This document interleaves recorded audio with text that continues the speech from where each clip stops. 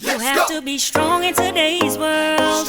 Keep your focus and up. What you believe in, how to achieve all your dreams. Keep moving forward. Never accept less than who you are. Live your best life. Be strong and free. It's the Hit Back with Nahaja Black. It's the Hit Back with Nahaja Black. It's the Hit Back with Nahaja Black.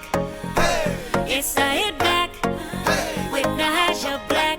Good afternoon, Bahamas, and welcome to the Hit Back. I'm your host, Nahaja Black. It is a beautiful day here in the 242. I hope that you are doing well, taking care of yourself, and living your best life today. I've got a special guest in studio, and I can't wait to introduce him because, of course, you know this person. You know this gentleman.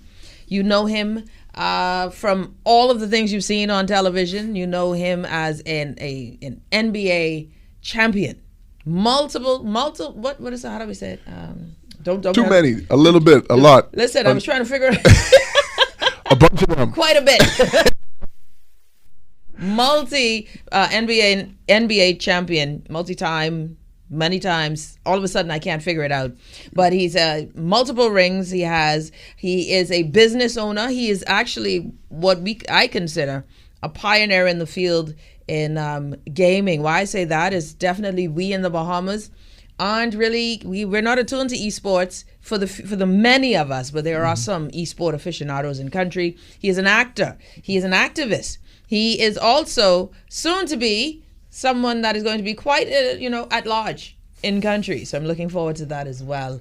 Ladies and gentlemen, without further ado, I want to welcome to the show none other than Mr. Rick Fox himself. Rick, how are you?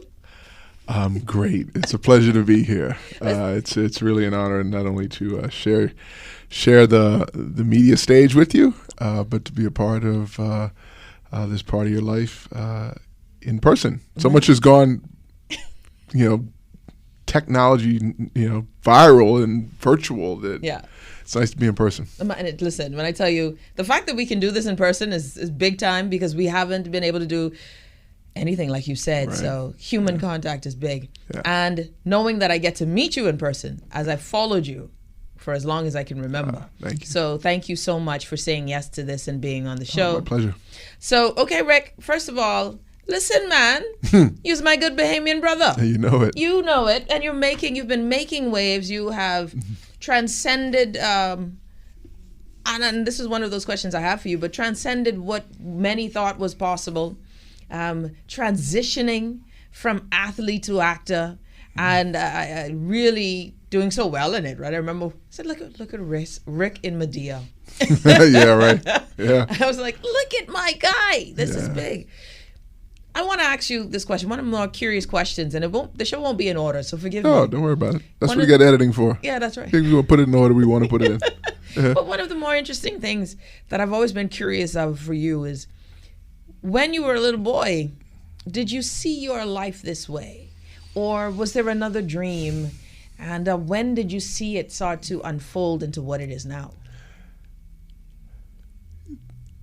Boy, where do you begin? Well, for those that may just be meeting me for the first time, we're home here in Nassau where the streets, school, church, my foundation's here. So everything that one could imagine growing up in, although these times may be different for some that are in their youth right now.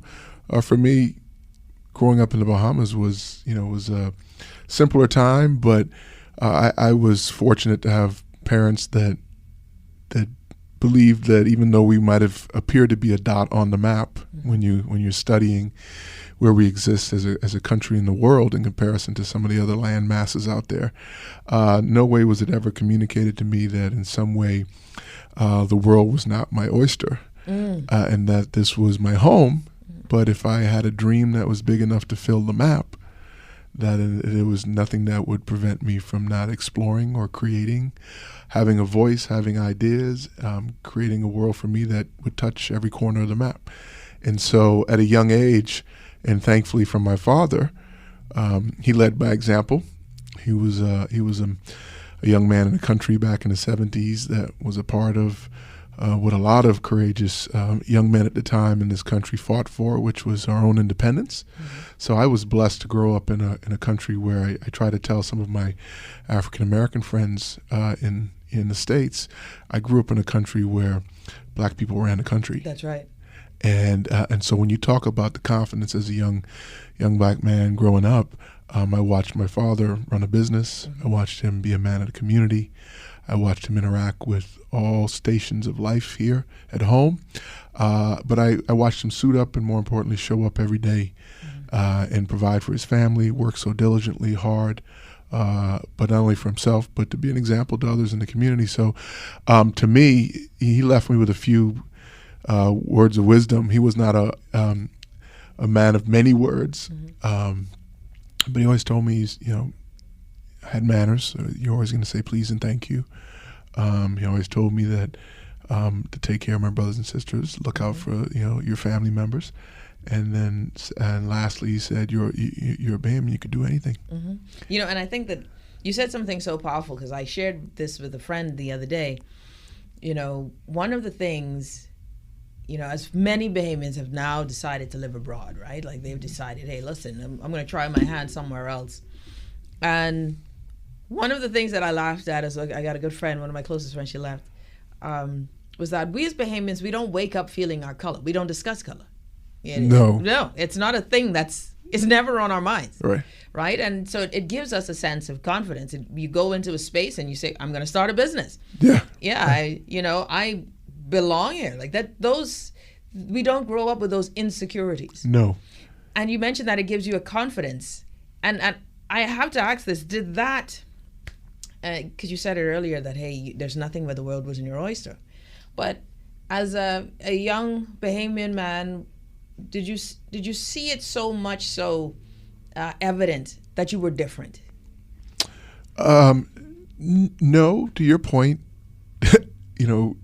as Bahamians, we are enriched with a sense of confidence and pride, not only of our culture and our heritage, but just that wherever we are in the world, we're Bahamian. And so we believe we're the best of the best. And we continue to prove that, whether it's home or whether we're out anywhere in the world. We carry ourselves with a level of stature and rooted foundation, and that's built here from home, right? Whether you're growing up where you're raised by the community at large. We're fortunate enough to be on an island where you're getting raised not only by your parents but everyone, where you're influenced and impacted by those around you. And in my case, you asked me earlier if I saw my life being what it has become, and I would say, thankfully, I had examples of what was possible from other Bahamian men, men, like I mentioned, men that run the country. So I believed that power was something that was attainable. It was something that was a right. If I wanted it, it was mine to go and pursue. There was no cap in my mind of what was that in some way there was a station I couldn't rise to. Didn't have any of that going on in my head. But also, fortunately for me, there were examples of men and women, but men doing it on a grand scale globally. So the likes of Michael Thompson, who was a neighbor. He was around the street from me in Blair Estates. So I could ride my bike from Fox Hill to Blair Estates and see Michael Thompson's house. So he was a real person. My dad took me to his shoe store down by the bridge when he had a shoe store that he opened up where he was selling Nike shoes. So I got my first basketball shoes from Michael Thompson. How did I not know that happened? He was a real person. Yeah. Right? But he was out there having gone to Miami to high school, went on to Minnesota, and then became the #1 draft pick in the NBA draft. He was representing us in the NBA, but on a grand scale. So the thought that someone that was a bike ride away from my house was doing these type of things, in my mind, made it a possibility. There was a blueprint there, and no different than Sidney Poitier. We had family friends that were relatives of Sidney's, so I grew up knowing of him, knowing of his history. And it was real to me. Like Sidney Poitier was just not a movie star off in the States somewhere. He was, he was Marcus and uncle and cousin. Like these were family members that were close, close friends of mine.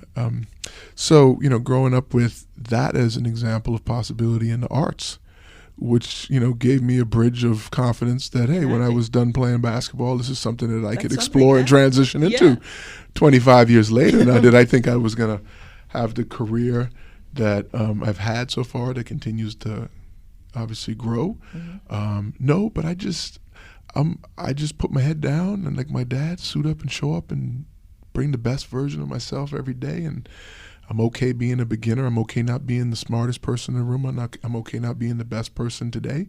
But if I'm around the better people, I know I'm going to grow as an individual. And so I've just found myself around great coaches and great teammates. And then on sets, I found myself with great directors and great actors.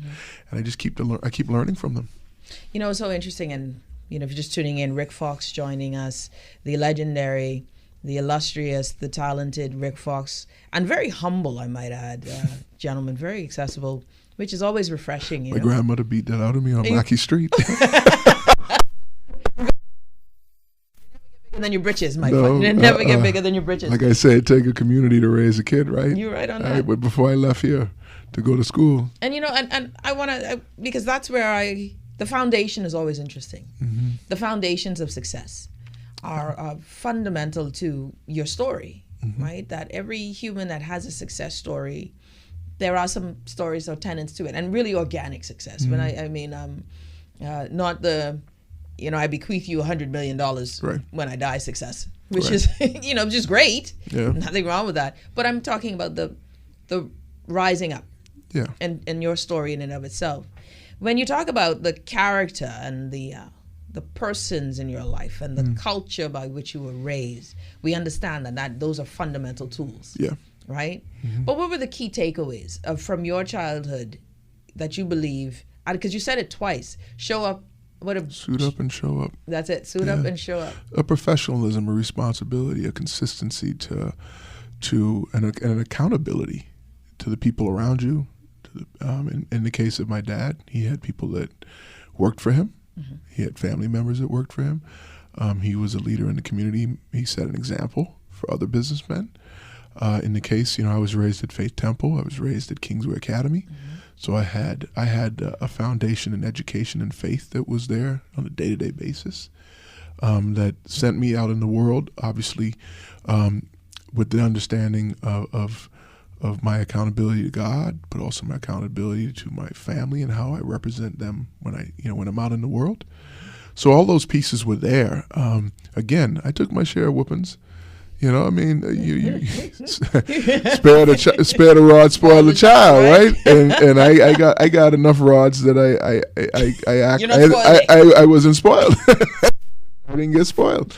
So, and they came from more than just my parents. They came from teachers. They came from my grandmother. They came from, uncles and aunts. They kept me on the right way. And so when I left home to go out into the world, I was already anchored in faith, anchored in character and manners and character. The things that as kids we don't know we're getting. Being set in place. We just mad at our parents. We just mad at our teachers, and we think they out against us, right? But when you get the right foundation in place, it allows for the tree to sprout up and grow into an existence that's greater than even you can see at the time. Yeah, I love it, and I'm happy that you're saying it because we talk about success, or a lot of us view success as the end product, but there's a foundation, and then there's a process. Right. And the foundation in your story is I think the most important because it then sets the table for what comes later. Yeah. Right. And when we talk about your life and career thus far, you're a diversified, versatile, agile gentleman. Yeah. You're not a boxed fellow. You don't fit in any one box. No. Have you ever read the series The Divergent? No, not yet. But I've seen a couple of the movies with my kids. Yeah. I just loved. My biggest thing was I always said I must be factionless, right? Because there's just not one box I fit into. Right. There's spaces you go into that the opportunity just allows your talents to shine, or gifts you didn't know you necessarily had to be stretched. But let's talk about the first thing. Yeah. I don't know if it's the first thing, but the thing that made you a household name, which was basketball. Right. Now, you said you lived, just down the street from. You could ride on your bicycle from Fox Hill to Blair to see Mr. Thomas or Michael Thompson, right? Sweet belts, right? Was that the impetus for your sport, your sporting desire, or did you just have a natural ability? Well, if you grew up in the Bahamas in the 70s, we did not play a ton of basketball here. I mean, I grew up with fast pitch softball. Okay. I grew up track and field, and then I was the goalie on the soccer team. It wasn't until I was probably 13 years old that we started to have a basketball court, and I was made aware of basketball. So Michael Thompson was kind of the first example of, this is the path to the highest heights of your career in basketball. So yeah, basketball was where I kind of first cut my teeth in visibility, because it was something that afforded me the opportunity to go to high school.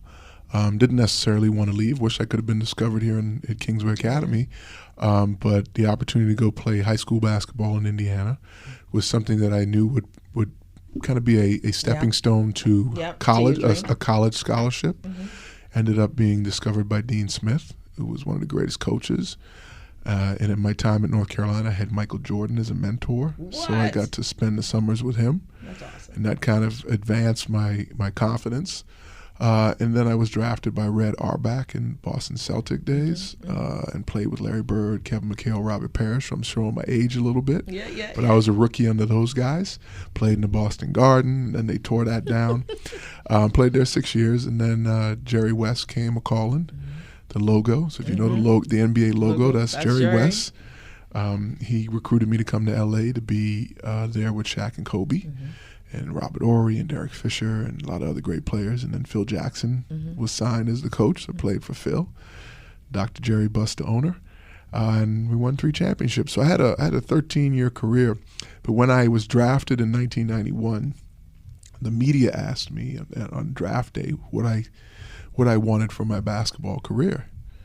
And no one had asked me that. Up until that point, I just wanted to make it to the NBA. I hadn't set my goals for what my NBA career would look like. And so it was in that moment, that night in June, that I said, I want to play 12 years and win 3 championships. Wow. So they printed that in the newspaper back in 1991. And this is the power of speaking something into existence, where you start to move towards it when you're conscious and when you're not even conscious of it. Right, you put it out into the world, and I played 12 years and won 3 championships at the end of the 12th year. In my 13th year, I ruptured the tendon in my foot, and that was it. And that was kind of it. So my first piece of advice to anyone out there is be careful what you speak, because you'll move towards it. And the thing that we started this conversation on, which is the point you made about me being not fitting in any particular box. I think as I've now reached the age of 52, the thing that I probably most appreciate about the foundation that was laid by my parents and my family here in the Bahamas is that it's somewhere in that foundation I gained the understanding of the importance of being a beginner on a daily basis. Taking up an enthusiastic approach to learning, growing, evolving, finding the better version of yourself in every situation you're in, a curiosity. You can't live on an island and not have a curiosity, right? Because you're wanting to know everything that exists where you live, right? In my case, that just led to wanting to know more about the world. That's it. And when it came to career paths, I was always curious about how do I, where do I go from here? What's the next existence? What can I explore? What can I be a beginner in again next? And I have zero noise. Again, like I said, I have zero noise about being a rookie. In any field, regardless of what it is, throw me in, and I'm anxious to learn. I'm anxious to grow. I'm anxious to evolve. And over the course of 5 years, 10 years, 15 years, I'll find myself towards the end as one of the experts in that field. That's right. And I think it's just a journey. When people get lost in and probably paralyzed by is the thought that at the start they're supposed to be an expert when there's no possible way. It's like picking up a guitar, an musical instrument, expecting to know how to play it. You can't. You have to just go on the journey of discovering that instrument. for me, it's like go on the journey of discovering a career, a craft, a new experience in my life, and I trust that every day I'll get better. But I don't put the pressure on myself to be a champion in that field for any time soon. Yeah. You know, so if I had left my NBA career, a 3-time NBA champion, and I had stepped into the TV and movie business and expected to be Sidney Poitier level, I mean, who am I kidding, right? I was like, I had to be a rookie. Yes. 25 years later, I'm still not Sidney's level, but I'm better than I was as a rookie. Yeah. And that's what is so, I think encouraging about your story. And one of the things that I love that you said, you used the word curiosity. Yeah. And I found that for me, in an area where I'm not a journalist, I didn't go to school for journalism. I've ended up in this because of my curiosity. Yeah. The need to learn from folks. So I have this thing where I don't tend to ask you too many questions before an interview. Okay. Because I like the idea of the answer being organic. Yeah. Because once I know something, I stop being curious about it. I stop asking questions. Right. Yeah. Right? Because I've learned that thing. Yeah. And it's in the moments when you share something new and I'm like, oh, I didn't know. There's a superpower. Yeah. If I could give the kids out there a superpower that would listen to this, the superpower that you're allowed to have for a long time, and maybe for your entire life, as long as you don't let somebody take it away from you, is the power of asking questions. Always. The more questions you ask, the more information you obtain. And when you're younger, adults expect you to ask questions. Now, at some point, an adult's going to tell you, stop asking questions. Don't listen to them. Don't listen to that adult. Okay? Don't. Ask as many questions as you can from as many people as you can. And if someone doesn't want to answer your question, take the same question and find someone else who will answer it for you. That was a superpower that I had at a young age, that fortunately wasn't shut off. And I just kept asking questions, and I kept learning, and I fortunately was surrounded by people that were willing to pass the tools and the information on to me. That's excellent. Yeah. Let's take a quick break.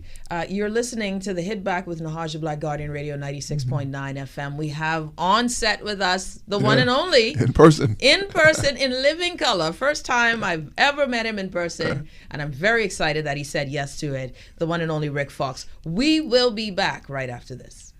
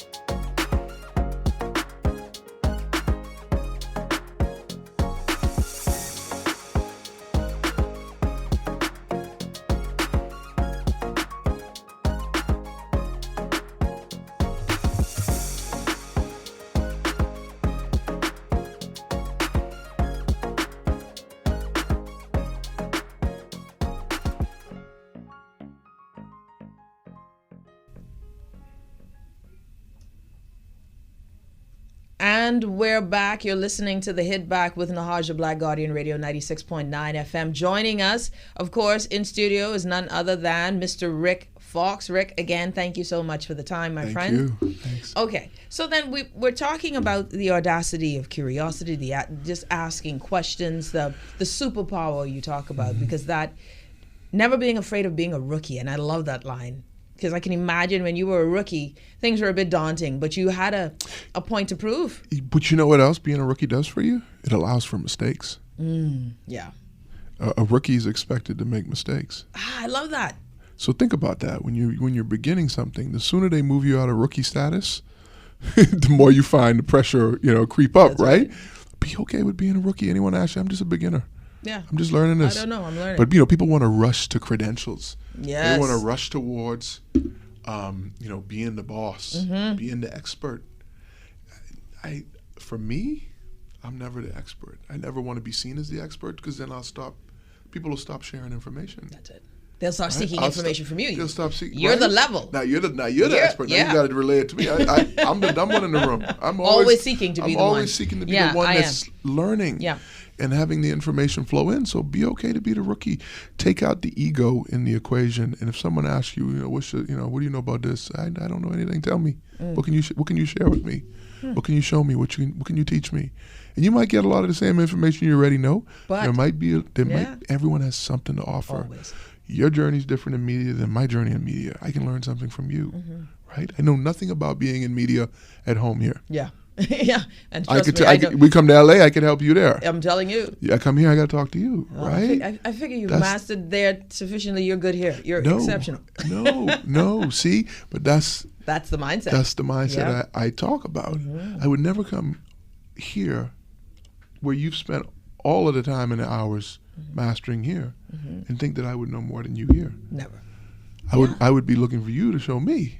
Got to, right? And but that's the wisdom in humility, because that allows you the opportunity to learn the lay of the land. One of the things that I think is important, or that I believe in so strongly, Rick, is that you can't go in another land and not respect the culture, know the people. Right. You've got to know the culture and the lay of the land, because no matter how skilled you are, right, you won't get them to buy into you. You won't get them to follow your leader. You won't get the information you seek to triumph, to be successful, unless you show that you respect the people in which you are there to serve. And that mindset of service, I think, gives you humility and wisdom, and asks questions, understanding that you're not bigger than the space you're in. Right, regardless of the space. Whether it's a country, whether it's an office, whether it's work, like you share it. Yeah.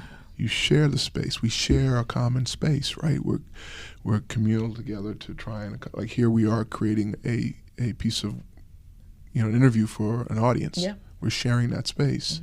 It's not about me, it's about us, right? Whenever you can move through life with a mindset of inclusion and cooperation, you get further. I always say you get further together. Yeah. Like, some people want to go alone. It's a lonely road. And cold. I try to get my son to understand that. He's 26. He likes to do things alone. I said, you're going to need people. You're going to need your family. You're going to need your friends. You're going to need coworkers and partners in life. You go further together. Yeah. You've pivoted. Like I said, you're one of those persons who just, your agility, your flexibility, your versatility is just something to commend. And it shows a level of fearlessness, and I'm not saying that because you have no fear, but it shows that the audacity to try something new, to expand and say, hey, self, I may not have thought of going into this area, but there's an opportunity here and I'd like to check it out. Yeah. Or I think I can do that. And there must be a mindset to it, and it goes back to that foundation of I don't have, well, first of all, I got God on my side. Yeah, amen. So, amen. So there's something about being raised in the church where you feel covered by the blood and you're protected. Amen. And you just lean on that, lean down into your own understanding, but in all your ways, acknowledge Him, and He will direct your path. My path has been His path. Amen. Really, it's not my path. He just, I just trust that if a door opens up, I'm supposed to go that way, and I don't have any noise about failing. I don't have any noise about falling down. I don't have an expectation that I shouldn't be afraid when I first start something. We spend so much wasted energy in life trying to project that we're not nervous, or that we're not unsure of ourselves, or that we're not, anxious. Yeah, like this. All that. That's a lot of energy, man. That's a lot. That's a lot of energy. If we would just understand that it's okay to be those things, that it's not to be ashamed that you're nervous or you're anxious or you're afraid. Like, I jump. I've always been if I'm uncomfortable, you better believe I'm moving towards exactly that direction. Yeah. Whatever I'm uncomfortable about, I'm trying to figure out. That's an area I can grow in. That's it. And I step in, fearful, nervous, anxiety driven. All the same feelings that anyone else would have, I have too. The difference may be that I don't expect that I shouldn't have them. Yeah. I don't try to hide them. I openly acknowledge, hey man, I'm nervous. I don't know. I mean, This is new. I'm a rookie. Dude. I don't know what I'm doing. I told somebody this morning at breakfast, a very prominent individual in the country. I said to him, I said, hey man, I just got to tell you, man, I feel nervous about this, right? Fish out of water. And that's, and just releasing that and speaking that and letting that go, you know what it allows the other person to do? It allows the other person to be of service and help you. It allows them to go, well, let me help you with that. Yeah. Right? Someone more experienced, more comfortable is going to say, I got you. Yeah. Yeah. I got your back. Yeah. Because now they feel, because you know what they realize? That they were you, only but so long ago, right? Yeah. And so they can have empathy for you. But if you show up and you're like, I got this, and you faking it till you make it, You you're don't gonna receive it. You're going to spend way more energy trying to get to where you're trying to go than if you just acknowledge, hey, I'm new. I don't know what I'm doing. I'm going to suit up and show up and work hard. Yeah, that's I'm it. bring Those the are effort. the tenets. Those are the principles. I'm gonna be professional. I don't expect to be treated any different, but I'm just letting you know that it's gonna take me a minute to be great. But I'm heading towards great. Yeah. Oh, that's great is the ultimate That's position. all. Always. That's all you gotta move towards. So then acting, Yeah. that door, how did it open? Or did you bust it down? So here's the other thing that I think that's a tenet for me in life has always been to be present, which a lot of times we can move around in our head and in our feelings, and sometimes I always like to tell people it's okay to have feelings, just don't let feelings have you. That's right. Right? Where your feelings dominate Yeah. your decisions, you make decisions from emotion, and you're reactive, and some people can lose a whole day, sometimes a whole week, in the case a whole month, and that'll lead to a life. Yep.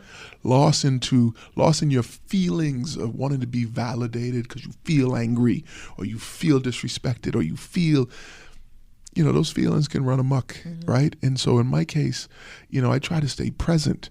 We lose a lot of our life thinking about what was. Oh, well, I wish I hadn't made that decision back when I was 10 or 15 or 30 or whatever. I wish I hadn't done that. I wish I hadn't been with that person. You spend all your day thinking about what you can't change. Nothing, you can't change any of that. It makes you who you are. That's right. You can get paralyzed in regret that you made a poor decisions. But look here, none of us make perfect decisions. You can't go through life and make the perfect decision. That's right. You're going to make bad decisions. You're going to fail. I'm an example of that. As exemplary as my resume may look, man, for every good thing on my resume, I got 100 things I done screw up. I tell you the truth. Okay, I learned the hard way. Yes. Okay, so I don't ever think that I don't think about the past that way. I learn from it, but I don't dwell on it. And then I don't live in fantasy. Oh, good. A lot of us, especially with social media and all the lies we follow people have out there in the world, and we think, oh man, I could just maybe that's gonna be my life someday. And I don't live in fantasy.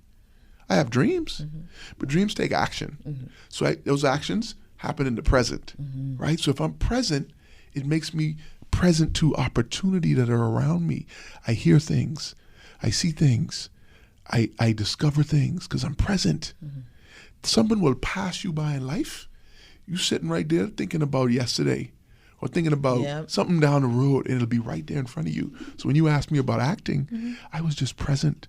I was present in the moment to an individual who said, hey, I had this thing in New York, they're doing this movie and they need some NBA players. Would you think about going to New York and sitting down and having a meeting? I said, yeah. Okay. Now, if I thought, well, I never had no acting classes, and I don't know how to act, and I don't know how to do this, and I don't know how to do that, right? Missed it. I would have written a whole book on why I shouldn't go to New York, right? If I was thinking about, I can be Sidney Poitier, so why I gotta drive? Why I gotta drive to New York and have no meeting, and they gonna come to me? Yeah. No, it was an opportunity that presented itself. I made the drive. It unlocked the door. I had my first opportunity in a movie. I didn't know what I was doing. I literally didn't know what I was doing. But they knew I was a beginner. So they didn't expect me to know what I was doing. Right? So for me to go there and pretend like I knew what I was doing I'd have been a fool. But for me to go there and every chance I get, sit and talk to Whoopi Goldberg and Richard Jenkins and Dennis Farina and all these actors and directors. And I just ask questions. Once again, every chance I get, I just sat with them. Tell me what you do, how you do this. I just ask questions, and they impart the wisdom to me. And that opened the door, and I just kept going. One opportunity, the next opportunity that really unlocked for me after I did that first movie, Eddie, with Whoopi Goldberg, was I played a Knick basketball player in the movie. That next year, I was playing the Knicks in the Garden, and I was in the layup line, and Spike Lee was courtside. So I just said, I could have thought, oh man, I can't go talk to Spike Lee. He ain't know me like that. But I could have had all that conversation in my head, or I could just go over and meet the man. That's it. So I walk over and I said, hey Spike, I have a question. I did a movie. I want to keep learning more about movies because I'm a beginner. Can I come and work for you as an apprentice in the summers and learn from you? He was like, you know what? When the season over, give me a call. I gave him a call. He said, you know what he said to me? He said, I got this movie I shooting. You have to come audition. But now I knew what an audition meant because I did it the year before. That's right. Oh, he said, now I know what that is. Right. Right? So he's like, but I can't promise you anything. You come and audition just like everybody else. I came and auditioned. Next thing you know, I got a movie. I had a movie with Denzel Washington, directed by Spike Lee, Rosario Dawson, Mila Djokovic, these famous people. Yeah. And now I still a beginner, Still don't know what I'm doing. But I in the room with people that know what they're doing. And they hold your hand and they bring you along. Because they looking to make good stuff. Yeah. So they can show you. Exactly. And they can protect you. Because now you doing it with them. And it just kept going and going and going. And all I did, like my dad tell me, suit up, show up. I suit up and show up. I stayed present. I brought myself to every situation.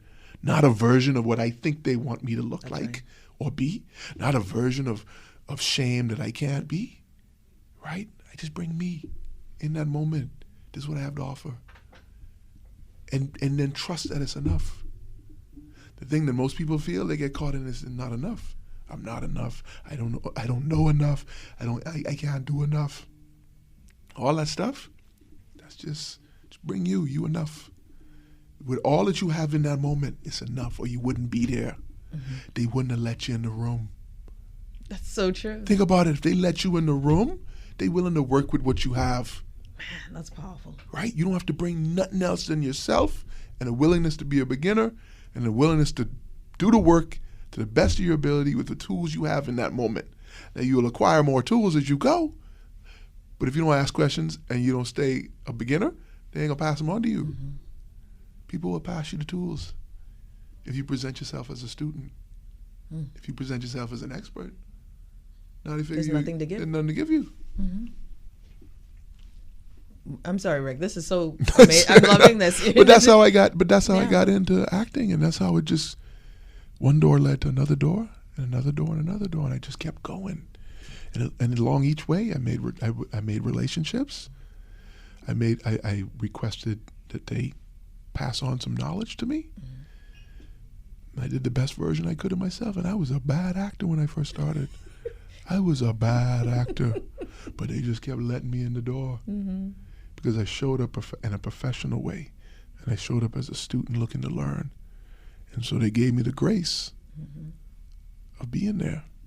And then eventually, at some point, I looked up some 15 years later, and I was on set with Oscar-winning actors. I was being directed by Oscar. Like how did it happen? How did it happen? Right? Didn't happen overnight. I just kept going. That was my NBA career. Yeah. That was my entertainment career. Just kept going. You know what's so powerful about all of what you're saying is that there's a bit of, like you said, you're covered in the blood. Like you believe in God, and there is so much obedience in that process and humility in the process. Yeah. Right? That's the road to greatness. I hear a lot when I talk to people who are accomplishing and have accomplished things and accomplishing, that there is always this desire to step in the uncomfortable spaces to be great. Oh, you got to. You got to step into, because if you're too comfortable, you're not doing anything. You ain't going nowhere. You ain't going nowhere. People talk about wanting to go places and do things and be big and have this and have that and all that stuff. If you comfortable, you got to put yourself in uncomfortable situations. If you think, oh, to get there I got to do this, and, man, that can be too hard. I don't want to do that. Yeah. That's exactly what you need to do. It could be get up at 6 in the morning. It could be go for the workout before you go to work. It could be whatever it is. Do the extra work, study something, read a book, learn about something, do a course. If you ain't putting yourself in uncomfortable positions, you can't grow. That's deep. You know, the uncomfortable positions, one of the things I say a lot is you'll never acquire greatness in comfort. I don't know where the line came from. I know who said it to me first. Yeah. When I was a young girl and I was working my first job outside of school. This was not my first time working outside of school. And I remember the supervisor, I'd done something as a young employee, and she said to me sternly, Nahaja, you will never acquire greatness in comfort. And she spoke to me as if she knew that I always wanted greatness. And she called to my greater person, and she said, when she said that, in her correction, she corrected my whole life. You know, and what a gift. Wherever Miss Bo is today, she'll gift. never know that that's the magnitude of what she did in that moment. Because she corrected my mind with that statement my whole life, in that you have to, there will be roads and journeys that you go on that are going to be bigger and leave you in an anxiety-ridden space. Yeah, that's true, yeah. But it propels you to get prepared. That's what I found that it's done for me. Yes. I now have to learn. Yes. There's a quest for knowledge, right? A quest to ask questions, and how do I do this better? How do I immediately you go into school mode? And don't have any noise about failing. No, it is a process. People trying to a lot of people out there trying to live the perfect life. First, I always say, for who? Who you trying to live a perfect life for? Because ain't nobody out here perfect. That's right. People, you running around, you might be interacting with a lot of people trying to fool you that they perfect. Boy, you see somebody trying to fool you that they perfect or they got the perfect setup. Boy, underneath that is a disaster. You imagine what it's like behind doors at home for them? Stressed out. Same way I tell people all the time, when somebody rude and they nasty, just know when you see those people talk to you like that, or they attempt to interact with you in that kind of manner, know that they talk to themselves 10 times worse than that. And you will create a huge amount of empathy for them, because they are in a lot of pain. If they the way you treat somebody is how you treat yourself 10 times over. 10 times over. So sometimes when I see people with that type of level of rage and anger, I know that's how they talk to themselves. Worse. Yeah. And so you can forgive and let go and not hold on. You're not going to let them cross their line into boundaries where they become abusive. You set your boundaries and stuff. Of course. But then you can also have empathy for what's going on for them, because you just think, man, what's going on there? That if you're lashing out and talking to people this way, I can only imagine the conversations you're having in your head with yourself. And that's so sad. Yeah. Very depressing. Yeah. And that's a great perspective on it, because you're right. That folks tend to, their internal then rims over into the external. Right. Right. So it is very much, and I love that, and a perspective that I've never considered, that they are indeed having these inner conversations. And God knows there's no greater critique of oneself than the person inside of you. Anyone is running around with a huge amount of judgment, boy, they judging themselves daily. 10x. That's how hard they are on themselves. Yeah. And you're obviously now the walk and the steps that you've taken. Actually, we need to take a quick break, because I want to ask a question when we come back about some of the struggles that you've encountered in this journey of success. Yeah. That I think many, because you talked about your anxiety, like the big roads of anxiety. Those are those personal struggles. But any sort of mountain that you found that you had to climb for yourself. Totally. It's a good leadership story for us to share. Okay. You're listening to The Hit Back with Nahaja Black, Guardian Radio 96.9 FM. We will be back right after this. And we're back. You're listening to The Hit Back with Nahaja Black. Rick Fox joining us live in studio. Superstar Rick Fox. Superstar Rick Fox. Rick, thanks so much for the time, my friend. My pleasure. Okay, so, we've talked a bit about in the beginning about the process, the foundation, the tenets by which you stand, and you stand firm on your faith in God, show up But it is strap. What is Suit it? up, show up. Why is it so hard for me? I'm feeling slow. That's all Suit right. up and show up, Yeah. right? Suit up and show up, which I love it. Suit up and show up, and that there's curiosity. There's this personal philosophy of yours where stay a rookie, You're always beginning be to in, grow, be in evolve. learning mode. Yeah. And those are. Oh God, and I think that those are so powerful in the success story or the story. And the success is not just in the financial gain, but in the personal evolving and evolution of oneself.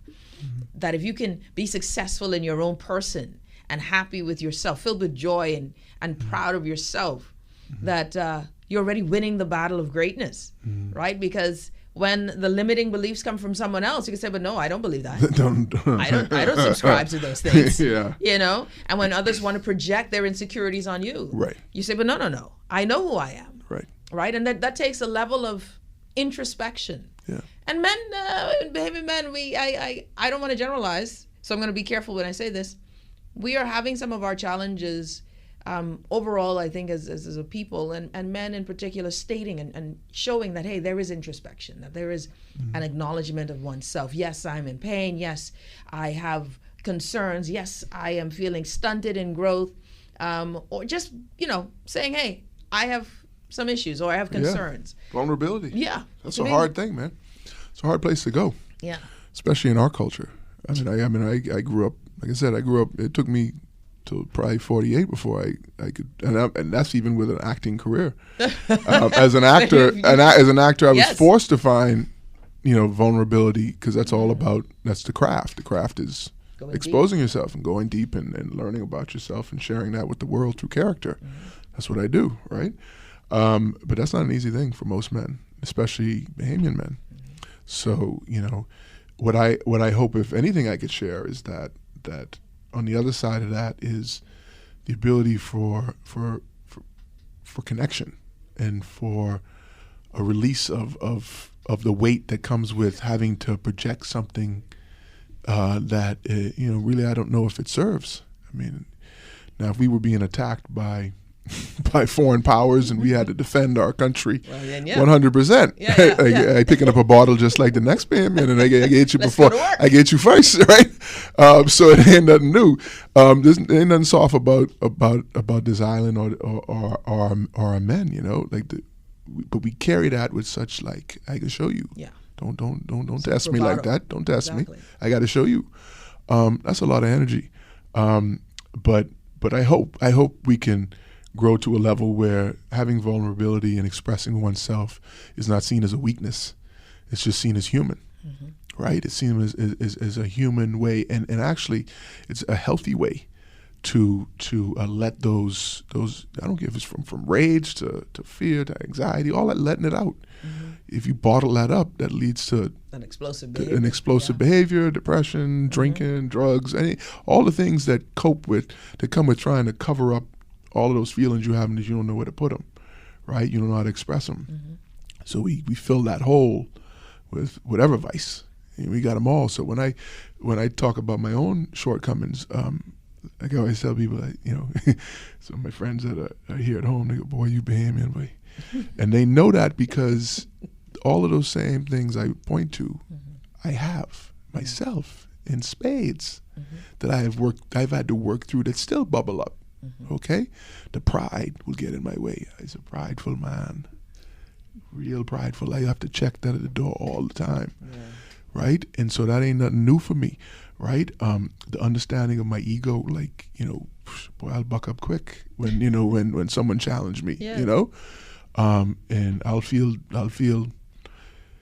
slighted real quick. And it'll make me want to fight, so all those things in my I look at my career, my sports career, my failings. I didn't win a championship in year one. It took me 9 years because I had to work out a lot of issues I had with entitlement and how I interacted with my teammates and And like I said, I was always looking for a fight. Even though I was the pretty boy, I was always looking for a fight. Yeah. Because I always felt. You were always looking for a fight. Yeah. Oh yeah. I've been in my share of fights in the league. Yeah. Oh yeah. And I'm glad you said it, because listen, I can't see you as the pretty boy looking for a fight. No. Yeah. I was always looking for a fight. I mean, I was known. I was the enforcer for all the teams I was on. That's true. That's true. So if something started up, I was first. But I was first to, because I felt disrespected. Mm-hmm.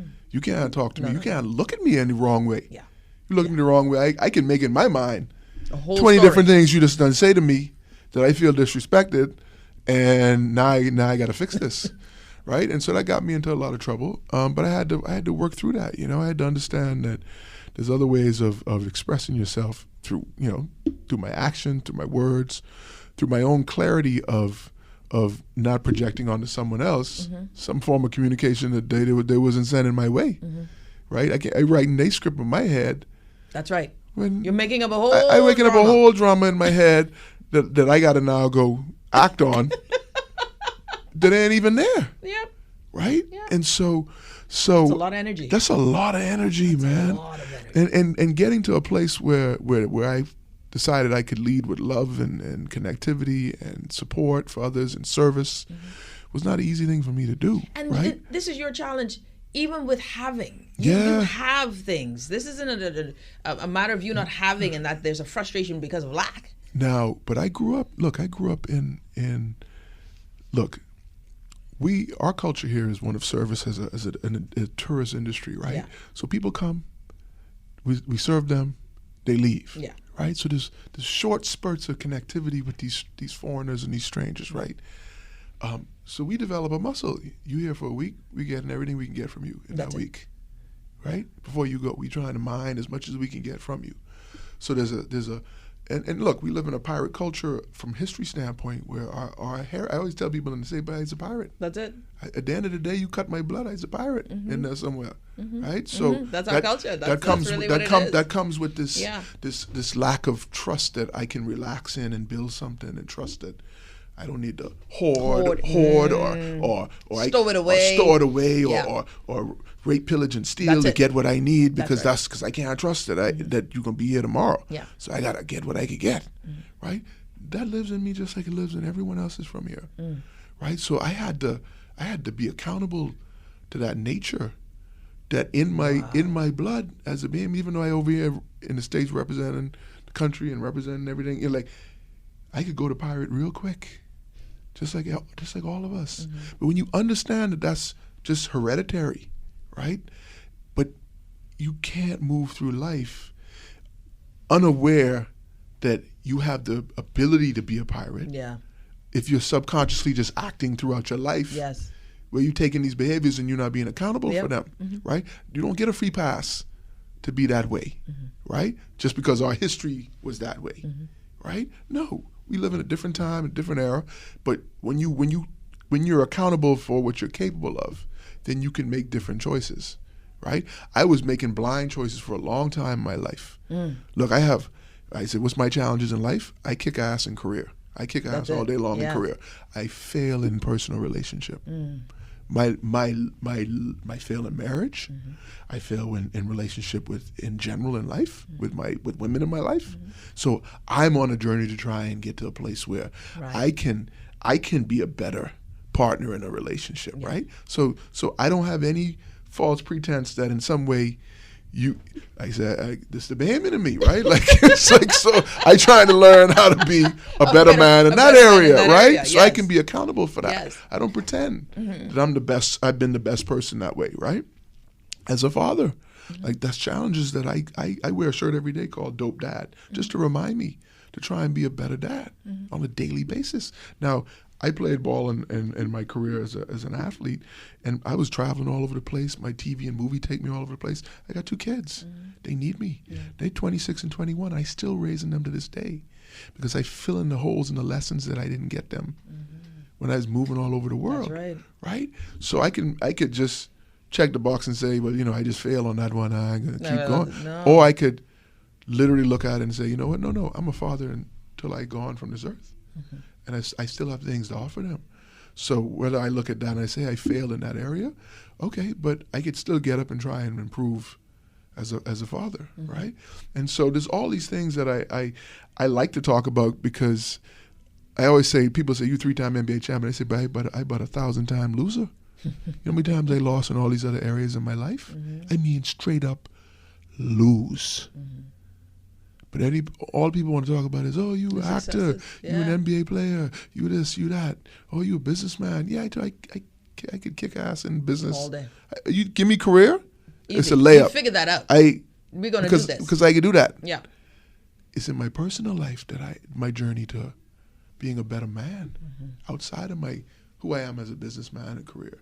It's like, how do I become a better man in those areas, so I can look another person that has those struggles in the eye and go, bro, I get it. I know exactly where you at. Yeah. Because I trying to be a better person there too, right? So I quick to say that I have work to do in those areas. Yeah. Because again, I can be a beginner in those areas till I get it right. Right? And I don't expect that, I got to show up and act like I did that side too perfect too. Yeah. I did all that good. Yeah. I did all that good. No, I didn't. I did the best I knew how to.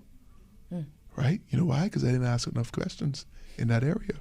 That's interesting. And I'm actually, that's a perfect point, right? Because there's some things that we don't ask questions about. I find that in marriages or relationships, we tend not to ask questions, right? We don't, I like you. I love you. Let's do this. That was me. Okay? Yeah. I would fall in love with the idea of what we could be. I would fall in love with what was in front of me. Yeah. Okay, this is amazing. I like this. I miss America. Let's go. Let's do this. You're the best they have to offer over here. Let's go. Let's do this. But what I learned is that, man, I got to know myself. Yeah, definitely. So much time we don't spend getting to know our own self. Loving ourselves. What we like, what we stand for, what are our values, what are our characters, who are the people we want to be around. If we don't have clarity in that place, anybody could walk in our life and impress us. And influence us, impact us, take us down some path. Next thing you know, we doing things that we know we ain't supposed to do, but now we tied to something. We trying to figure out how I get out of this. Right now, you got to figure out how to back out of a situation that you trying to untangle, right? Yeah. And so that element in general is you got to know yourself, and then you can see in someone else their values and character and the things that are important to them. And a lot of people don't have these real conversations. Yeah. They get off and they go for 6 months to a year, and they ain't know who they dating. They're in a relationship with someone. The idea of somebody. Stranger. They projecting something that they think you want. You projecting something you think they want. Come on now. Those two people done gone off and got married or whatever. And then the real people show up at the table. Afterwards. And you're like, who is you? Yeah. And I don't like you. At all. I don't agree with that. And then you're in a situation where you're like, well, what are we doing? Right? And so the conversations, like you say, where you're having real conversations about owning who you really are. I say, when you fall in love with somebody, you get in a relationship, you better love the worst part of them. That's always it. You better love you better be you signing up. When I tell myself, look at when I interact with relationships with women, I said I sign up for the worst version of you. So if you don't show me the worst version of you, so I can know what I signed up for, I don't really know what I'm getting into. Yeah. And you don't. So I show the worst version of myself. But it's tough though, Rick. Man, because Rick, I tell you what's worse, what's harder. What's tougher, being at the front end, owning up to this is me and this is you, or finding out you're in the middle of something and you're like, oh, Lord, now I got to figure out how to get out of this? That's worse. With kids. But, that's I can worse. imagine, though, for you, though, Rick, you're Rick Fox. Yes, right? You're Rick Fox. Yeah. So, of course, you are inundated with beautiful women, beautiful people all that's the time. That's a curse. And it's a blessing and a curse. So now, how do you, because listen, in regular life, right? Just dating. Nobody really puts their true self forward. I do. Yeah, well, I'm happy. No, I do. Because I learned if I don't, people will project onto me some idea of Rick Fox, and they'll fall in love with the Rick Fox. But will they? And then they'll meet me, and they'll be like, "I did that. Well, I didn't know you was Bahamian. I didn't know you got to act like that. Who is that? I didn't know you speak like that. So all of that got to be there. But will they come to you and show you their true selves? And see, that's the thing. I think in your position, it's tough. You know what has been a beauty of being an artist as an actor is that the gift and the craft of acting is the study of human behavior. Got it. So I read people like a book. Wonderful. What they saying, I know the subtext. I listen with all my senses. That's it. Okay, and I do it as a profession. I get paid to do it. Yeah. But what it has done for me in real life is when I'm in the presence of anyone, I can see through them on levels that they have no idea. They have no idea what I. Strong discernment. So I have strong discernment around people. Yes. Okay, and I see in the presence of someone for a couple hours, I know more about them than they have revealed. Okay, and so that is a gift that has afforded me the ability not to step into so many situations that I, in younger days, I fall in blindly. Yeah. Right, for a lot of reasons, for pleasure, for fun, just for the drama, for the like I would just go there, And so when I talk about my kids, and I have a daughter that's 21 now, and so when she turned 12, I was in a relationship with this girl, and she was younger, and beautiful actress, and real established, and I could tell that she wasn't ready for stepmom duties. She wasn't ready for raising a woman of color. Like she didn't know how to handle that. Yeah. So she got all anxiety and stressed out about that. And I had to make a choice because I saw it impacting my daughter. She saw another woman between her and her dad. Yeah. And she didn't know how to process that. So, I parted ways to be a dad, and because I needed to show my daughter she needed a man in her life. And I looked at 13 to 21 and I said, pivotal years.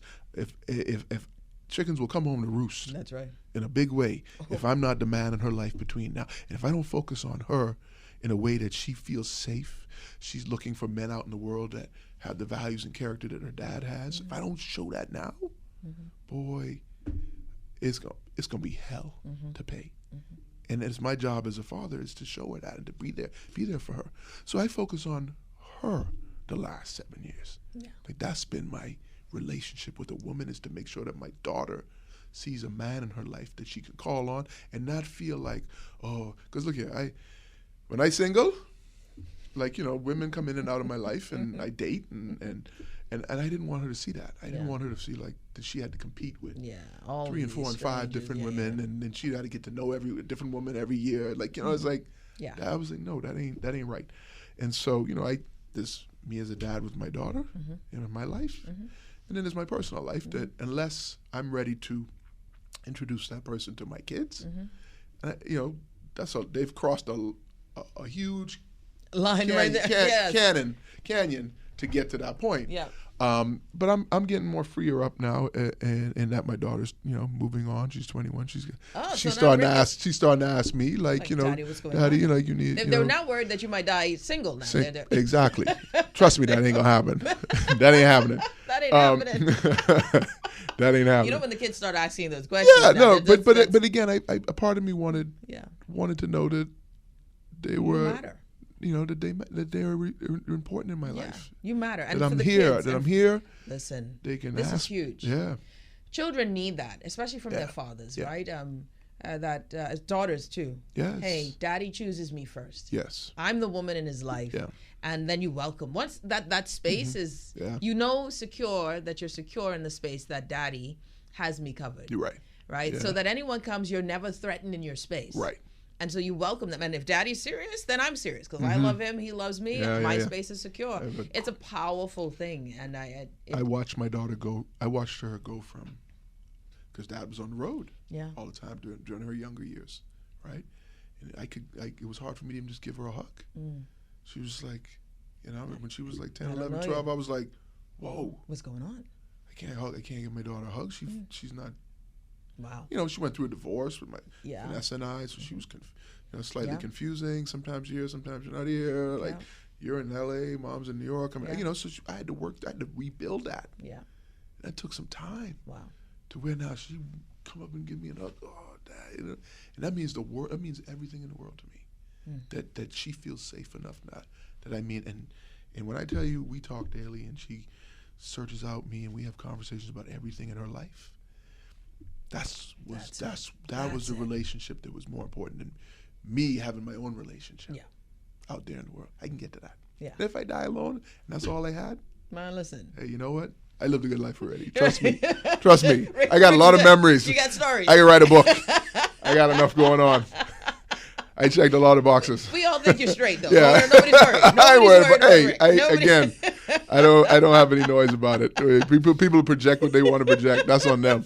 No one is worried about Rick. I'll tell you that. You know, and I think that, but this is such a powerful side to share, story to share, because you know that this is an issue in country or around the world, but in particular in Black communities where you have the mother, father, they're not together, and dad's trying to figure out, how do I connect with my kids? I'm not with mom anymore. We're separated. Right. How do I get that relationship back? What do I do? We're divorced now, and here's, I said this earlier.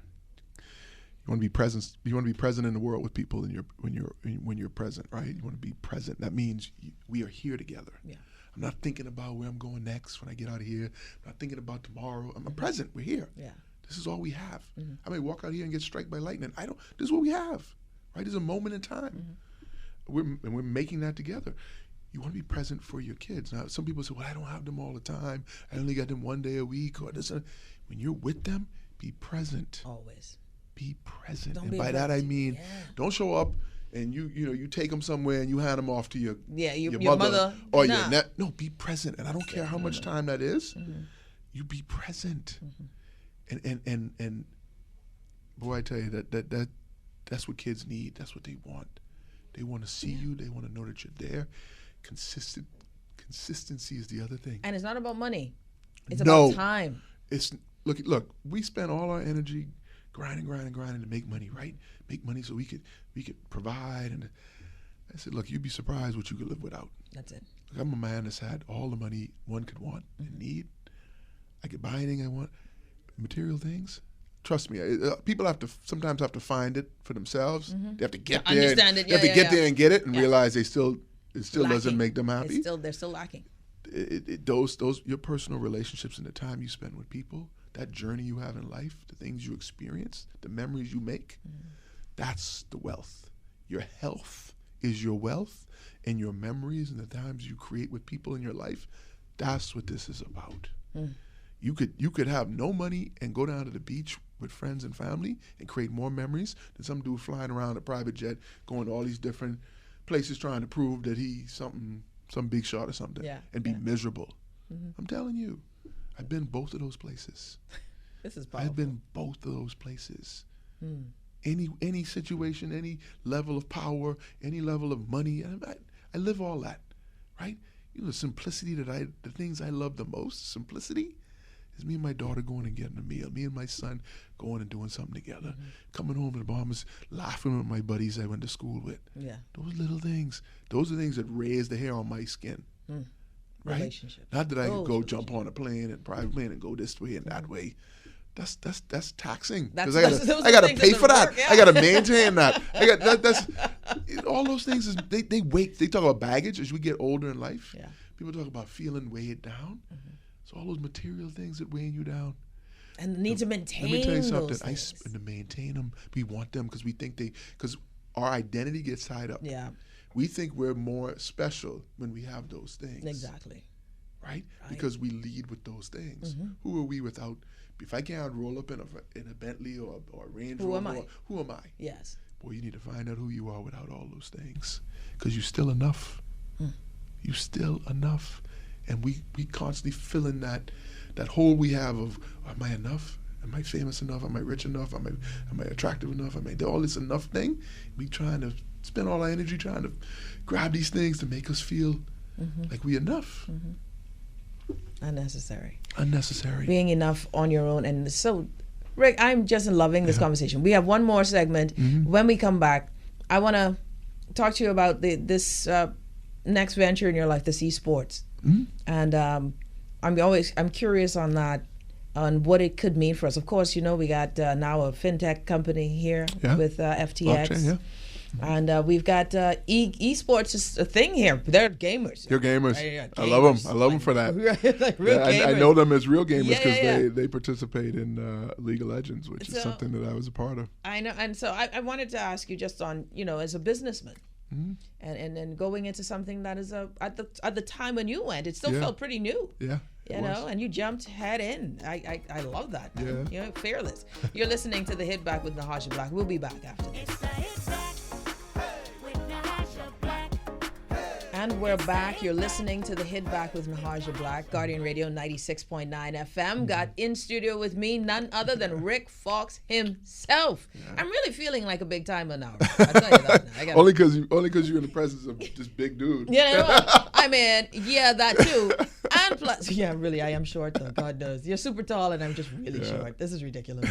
But because, you know, this, you have reached stardom, superstardom, and that folks know you. You are a household face and name, and yet you are as humble and accessible as one could be, and that is refreshing and encouraging and even more exciting. I'll tell you that. More than just being on TV is the person that you are, even in this conversation. Such level of honesty and openness that I think really will help a lot of people that are listening, help to encourage them, help to remind them that you are that you are enough. Yeah. You know, you said something so powerful that it resonated with me. You're at the table. So just being at the table, if they invited you to the table, you've got it. You're there. Yeah, and you're there. Now they know what you are. They know where you are. They know who you are. And they're willing to work with you to get to the next thing. And they don't expect you to be anything else. That's a powerful thing. You're putting that pressure on yourself. Yeah, that's powerful. Why don't be okay with being a beginner? Just know it. Ahead. Just know that you're a beginner. Yeah, and have you ever experienced imposter syndrome? Yeah. like totally. I don't know what I'm doing here. All the time. Yeah.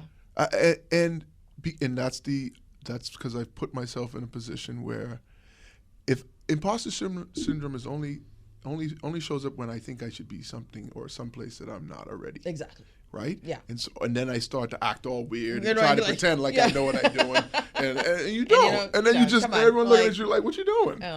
Okay. We know you don't know how to do that, so stop. We're here for you. Stop pretending like you know how to do that. Mm-hmm. And the secret is to beat them ahead of time. Mm-hmm. Show up and go, "Hey, I don't know what I'm doing." Yeah. Hello. Someone. Can I get some help, Excited please? to be here. Glad to be here. Thank you for the welcome. No one's going to outwork me. That's it. But this is all I know. I only know this little bit right here. I love it. Please show me what else I need to know. I'll pick it up quick, and then I'll do that too. Come on. And and I'll put in the work. Put in the work.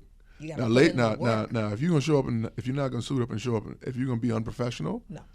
Which, look, I took a lot of our culture with me when I went to the States. And they had to break me of that to fit in their world, right? That's their world and their structure. But I found that structure served me eventually at a certain point in time when I realized, no, you know what? Your time is just as valuable as mine. That's right.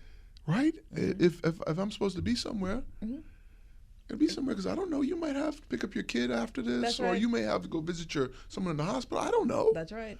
Right? But if I don't give you the respect in your time that I would hope you would give me. That's right. Then I'm really not moving through the world with the level of respect I think we should have for each other. Yeah. And no status or stature should the highest level of power here in the country should respect the lowest level person's time if they decide, hey, we're going to get together or we're going to do this or do that, right? And there's a pace with which an urgency with which we move at times that I think if we would implement in our own personal lives, moving with purpose is something that I think is attractive, right? Oh, I love that. It's attractive when you move with purpose and you move in a timely manner and you have an understanding of that. Just move with purpose. I like the word that you said, attractive. It is attractive. It's super attractive. You can see it in people that have intent, people have clarity in what they're doing, they're moving with purpose. Those people want to be around those people. You're right, and that is so true because it is a law, sort of a law of attraction in that space. So that's interesting. So, I talked about the craft of acting, right, and my ability to be present and to study human behavior and to understand what's going on with somebody across the table from me. We carry with us so much communication. Yeah. Some people think we don't know what people can't hear what I think in or see what I feel in. That's all in our body. I don't read minds, but I read minds. Yeah. I Yes, can of course. I can actually know what's going on by when people talk. What are they really saying? And that's powerful, right? And so the point about being alone is one where I went through that at a period where I was doing some work on myself, because what being alone allows us to do is actually spend time with ourselves. Yes. But And there's a difference between lot of lonely people, and alone. Thank you. Yeah. There's lonely and then there's alone. Yeah. Right? Yeah. People don't like to be alone with themselves. That's right. That's right. Because it forces you to look at yourself, right? It forces you to deal with your thoughts, deal with your choices. Like that, we want to run away from that. And that's why we say, I don't like being alone. They want to go find someone else To distract them. to distract them from themselves. Yeah. If you want to ever evolve, being alone is great. Being alone will get you to a place where you can be with yourself. Yeah. And until you can be with yourself, you can't really be with anybody else. That's right. That's right. Because wherever you go, there you are. And all you're doing is tacking on someone else on top of you. And if they don't know who they are, and they can't be alone with themselves, God help you. Train wreck. train wreck. So when you feel alone, those are the moments where you actually have to be with yourself and actually deal with you. And those are the moments you get to really ask yourself, who is it that I am? What is it that I really stand for? Who is it that is really in my life? Who am I allowing to be in my circle? Because if I now go out and just fill my aloneness up with just anybody to get me out of that place of being with me, then your life looks exactly like the 5 people you have most around you. That's deep. Your life looks exactly like the 5 people you spend the most time with. That's amazing. So when you look around, when you listen to this and you look around, who I spend the most time with in my life? Look at those people. Think about what they're bringing to your life, what you're bringing to their life. That's it. Look at what they're offering you and what you're offering them, and your life looks exactly like the people you spend your time with. This is powerful stuff. And it's so true. And if you say, Listen. if you don't like where you at, Look around you. look around you and find that those people in those places that you spend. I had to do that with my daughter. I had to teach her that. Because she was like, Dad, I can't wait to get out of school because my friends. I said, whoa. No, the lesson for you is to be you with those friends, regardless of who they are. You have to bring you to that equation. Because if you're allowing them to influence you to the point where you feel like you can't be you, then you've given them too much power. You need a new set of people in your life. You do. And it's not to say that they're not your friends or that you're people, but who are you giving your time to? And who are you allowing to fill your time? Because people will fill your time with a whole lot of nonsense and nothing to do other than they just don't want to be alone with themselves. That's it. So Come on now. So they come into you to pull To you waste into your time. to waste Yeah. your time. Yep. They ain't offering anything. No. They just want to get their mind off of themselves. So misery loves company. You remember? Misery we said that? loves company. Misery loves company. Talk about the crabs in the barrel. Yeah. Yeah. Right? That's a huge lesson I had to learn because my openness and willingness to let people be in my life, I was Just giving come on people in. too much access. Yeah. Yeah. Too much access. Isn't that powerful though? That realization, that learning, because we really don't protect our time when we're younger. All we want to do is be out there and be open and accessible. Right? Yeah, difference between acquaintances and friends. Yeah, knowing the difference. You can have acquaintances. That's fine. Like this, you can have hundreds of acquaintances. Those are people that, hey, how you doing? Just Nice saying, yeah, to yeah, see you. Hey, yeah. maybe we cross paths at the movie. Exactly. Say a couple words, bro. A friend is someone that you 100% you can be yourself with at all times. A friend will be someone who'll call you out and be On like, your BS. they'll call you on your BS and tell you, hey, that ain't cutting it. I love my friends. Yeah, that ain't cutting it. For real. And you'll find that they trend with you for most of your life. Like when you find that. They want you to succeed. Yes. And they They never watch you celebrate for you. jealousy. None of those things. They No. celebrate you. They the rocket fuel. Yep. And you're the rocket fuel for them. Yeah. When you're Like, struggling, you can man, go to them. boy. Listen. That's hard to find. Yeah. Because when you grow and you progress, people feel like they get left behind. People like you moved on, you changed. Number one, I'm gonna tell you changed. Don't ever deny that you didn't change. You grew. You grew. Yes, I changed. Yeah. Yeah.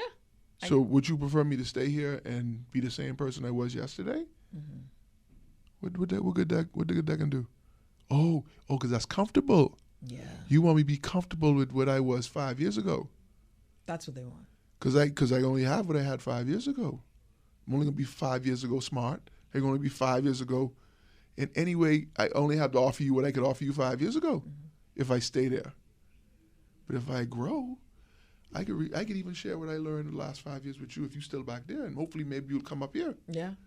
Right? So if someone tells you change, you tell them thank you. Thank you very much. I appreciate that. Yeah. That means I love that. That means I put myself in uncomfortable situations. I grew. I did things on my own when maybe you weren't present and didn't know I was doing them. I learned things. I took this course. I grew. But you upset because we're not in the same place back here? But how can I celebrate you? Like, what do you want to do? What do you want to do? I took this class. Here you go. Yeah. You can take this if What do you're you think interested. about this? If you're interested in this. Yeah. You know? But I'm not staying in one place. But don't minimize or lessen yourself to make others feel comfortable, because they don't want to be uncomfortable. Mm-hmm. We spend all our energy trying to be in no pain, right? No emotional pain, no physical pain, no. We don't work hard. We want it easy. We want life to be easy, right? Mm-hmm. The whole goal is supposed to get this wealth and get all this stuff, accomplish all these things, so you could be. Yeah. You could be A-okay. You could be A-okay and relax. Yeah. You'll have everything. People say, "Well, boy, I can't wait to have all this money so I could just retire and travel around and do this." That to me, the idea of that will never come from me. I run away from that. Mm. The idea that somehow I would stop and not be growing, and pursuing something, or being creative or building a bit. Like, we only hear, hey, this is not a dress rehearsal. This is it. Tell us all, this is it. This is it. So if you think at some point, listen, this ain't a dress rehearsal. Yeah. Get living or get dying, because we all dying. Mm-hmm. We all dying. That's a hard thing. That's the truth. That's a hard thing for people to juxtaposition of life, to really process, because we spend all our energy trying to stay alive. That's it. Like, we can somehow put off what is inevitable. Yeah. Right? Now, yes, you take care of your health because in the time you were here, you want to be in the ability to move around, do the things you want to do. But we're all dying. And this ain't a dress rehearsal. So get to living, because you're dying. And so I don't know what you're waiting for. See, I don't wait. If something come in front of me, I jump. And I build a parachute on the way down. And here's what I trust. I trust that I will suit up, show up, and figure out how to build that parachute before I hit the ground. Before you hit the ground. Right? And that's the urgency Yeah. that I live my life with. I got to build this parachute before I hit the ground. I got to ask the questions. I got to get the knowledge. I got to get the data. I got to find the partnerships. I live with that urgency because no matter what silo of industry or whatever I'm doing, I'm building the parachute because I done jump. That's it. Because this ain't no dress. This ain't no dress rehearsal. I might not get the opportunity to jump again. So you open the door for me. Forget a foot in the door. I done jumped in the room. The whole body in. I'm in. Hey, I'm here. I know what I'm doing. But I reach. But I reach. I reach. Right? You gonna show me? Show me, because I is a fast learner. Yeah, that's I can learn fast. Yeah. And before you know it, I can be teaching you. That's it. Right? Or I can be opening the door for the next person to jump in. Because I's that dude to just be like, hey, in here now? Hey. Come on, man, get in here. Yeah. But don't, when I open that door, look at me and be like, man, it looks scary. Man, it look like that's a big room. We don't have time for that. Move out the way, Bray. Someone else move. Who jump in? Let's go. Time to go. Right? Jump. Be uncomfortable. Build a parachute with urgency. Yeah. Ask the questions. Get the information. Trust that you can figure it out. And be okay if the thing that you if you hit the ground, if you hit the ground and you dead, you was gonna dead anyway. You're right. It was coming anyhow. It was coming anyway. But don't be riddled by fear. Don't be stopped by your insecurities. You can have them, but don't expect you ain't supposed to have them. Oh, come on now. You can have your insecurities. I'm insecure. I'm insecure all the time. And I mean that. I'm telling you. But I don't think I shouldn't be. I don't have any shame about it. Yes. To this day, after 25 years of being in TV and movies, if I show up on, like, I'm being considered to do a role in a movie that was an Oscar, they're doing a remake of this movie. Oh, wow. And they called me the other day, and it's big time directors, Oscar. I mean, like the Hollywood elite of the elite. Oh, wow. All right. Now, do I believe this shouldn't show up now? No. I'm 25 years in this business. I'll show Of up. course, I Of should be course. getting a I call should've like gotten this, this right? call. Yes. Right. But am I nervous and scared? You better believe it. And I 25 years. I've been doing this for 25 years. But if you ask me, you scared? I'd be like, hell yeah. But I'm also excited. But I done jump. I'm in. So I in. This is it. So we can figure it out while we there. Mm-hmm. Right? But I ain't gonna show up the set and think that I can't be these things. I can be like, All right. boy, this is exciting, but I scared. But let's do this. Let's figure this out. Right? And that's how you show up. That's how you just show up. Own it. Own it. Take that Bahamian pride and own it. From I got this to I ain't got this. Yes. Same thing. Just own it. Own it. You'll never acquire greatness in comfort. Boy, no. Never. No. And if you comfortable, Run. Get out of the space. if you run. Yeah. You got to do something comfortable, else. do something else. Stretch. Have to. Man. Because we're going to be dead soon. That's right. We soon dead. Trust me. Man. My dad said to me, Rick, when I was younger, and it's lived with me, never live a life of regret. No. And then his thing is the regret of not doing, not trying, not pursuing. You know, the regret of missing the opportunity, not being ready. And that has been a key principle in my life. Yeah. That I'm going to try it. Yeah. I'm going to try and reach Rick. You know what it's going to do? Yeah. You could try in one area in your life and fail, but I guarantee you, something in that effort is going to serve you somewhere else. It will. You might not see it in that moment, but you might, oh man, I tried to do that thing. I tried to jump over there and I fall down and anyway. Get up. Be like, okay, I learned something here. I learned something. Now I can keep trying it. Yeah. And I can keep learning. Yeah. Or I can say, you know what? Hold on. You know what, over here, this thing I do over here, boy, you know, if I take this and put this over here and try this, it's going to serve me over here. That's right. Right now you look like a genius over here. And people are like, how you know that? Oh, because I failed over here. It had nothing to do with this. But boy, I jumped over here and it taught me something. And that's the cross-pollination of lessons learned in life from the things you've tried, whether it's relationship, whether it's work, whether it's your hobbies, whether it's something that you discovered, like all those things serve. And that's why when you're present, here in the moment, you can pull from those places That you've learned so those much. that you were present in, that you learned from over there, and you can bring it. Because you'll be sitting there and you'll be like, oh, That. I'm present with you. Now you done made me think about something over here. Yes. I can tell you about that time I did that. And that happened. That's a powerful thing. Yeah. It is a powerful thing to learn also from the no's, or those no's are Let me tell you something. no's don't even hurt me anymore. Hurt. I just no, okay. I just look for no's. I mean, like, okay. Hurry up, because if I need one about 300 no's, because I know a yes coming Come at in 301. and it's gonna be big. It's gonna be big. Much bigger than your first no. Hey, can you do this? No? Okay. Thank you. Okay, Appreciate your moving time. on. Yeah. Hey, can you do this? No? Okay. You like this? No? Okay, thank you. right. And I just keep going. Another lesson. Get the yes and no fast. Don't belabor it. Get to the yes and the no fast. Don't have any emotion about it.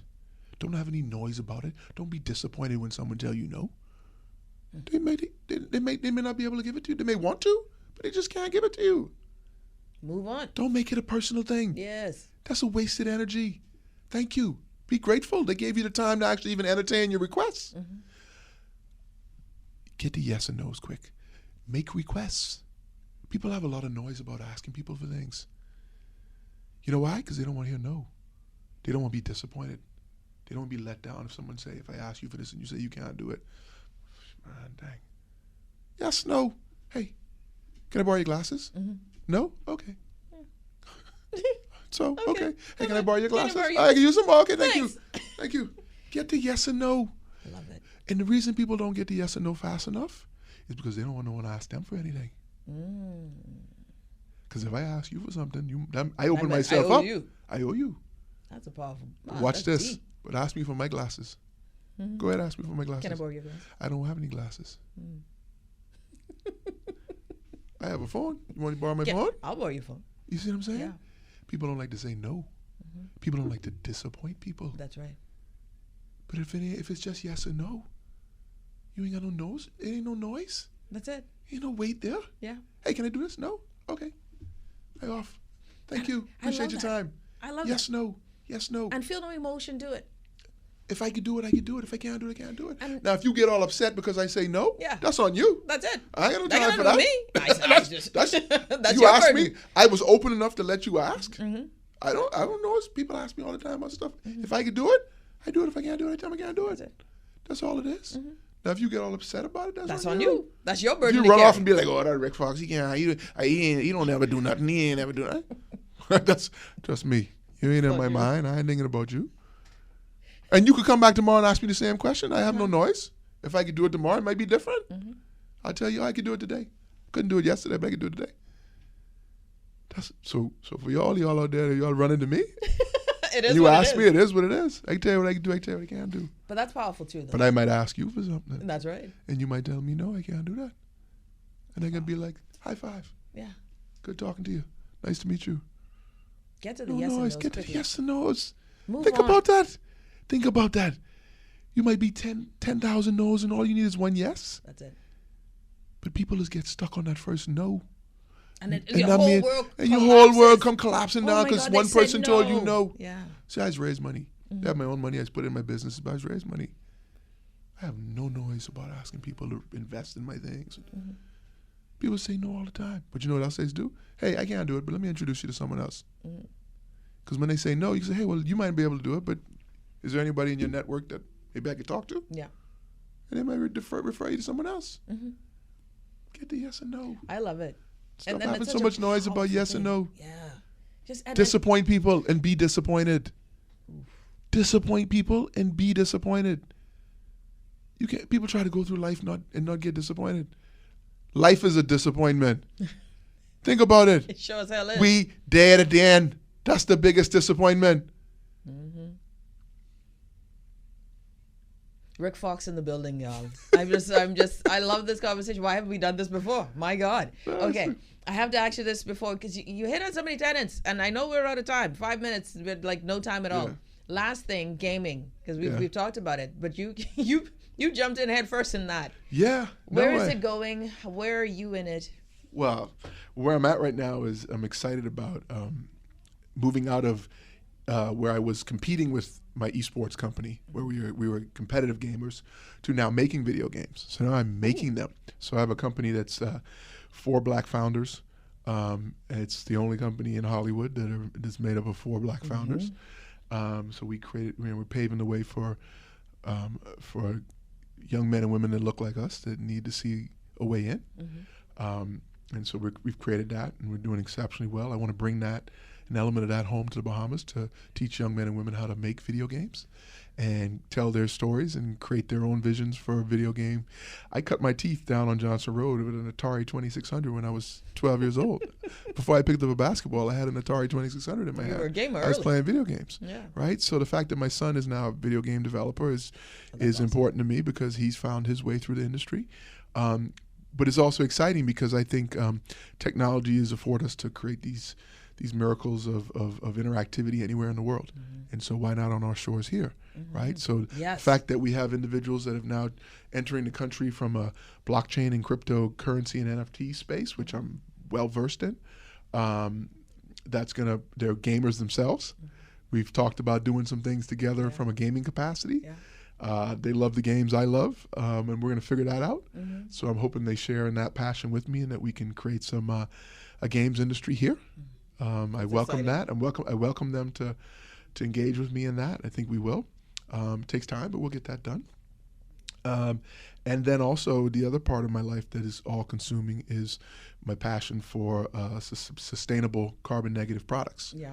I have a company that makes building materials, and my hope is to make homes that are carbon negative, that are stronger than the homes that are faced the weather we face, and we're going to do that here at home as well too, and globally. But I'm looking forward to manufacturing from here at home, and awesome. At some point developing a way to express ourselves through manufacturing with carbon negative materials that are going to be 100% carbon negative, no resins, no toxins, recyclable, everything that's good for our planet.